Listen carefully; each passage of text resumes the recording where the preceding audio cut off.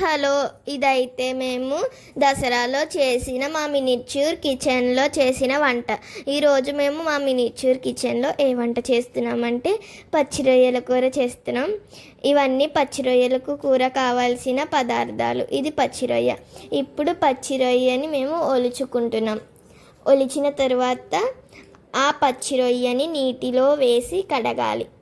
ఆ నీటిలో కొంచెం ఉప్పు వేసుకున్నాను. ఇప్పుడు ఇవన్నీ కూరకు కావాల్సిన పదార్థాలు.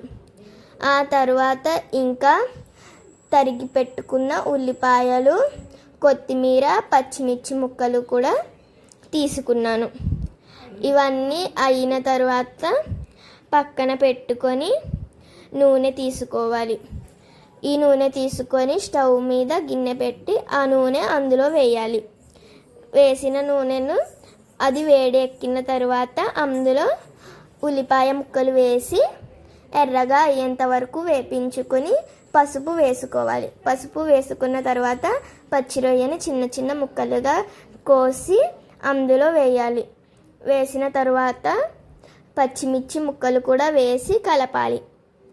అది బాగా కలిసిన తర్వాత అందులోకి ఇంకా గరం మసాలా, ఉప్పు, కారం వేసి అల్లం వెల్లుల్లి పేస్ట్ కూడా వేసి బాగా కలిపిన తర్వాత అందులోకి నీళ్లు వేసి ఎగరబెట్టాలి. ఎగరబెట్టడానికి మనం ఒక అరగంట మూత పెట్టి ఉంచాలి. ఆ తర్వాత గార్నిష్కి దాని మీద కొత్తిమీర వేసేసుకున్నాను. వేసిన తర్వాత కూరని కిందకి దించుకున్నాను. ఇది వచ్చేసి అన్నం పక్కన పెట్టుకున్నాను. ఆ తర్వాత ఇది మనం వేడివేడిగా చేసిన పచ్చి రొయ్యల కూర.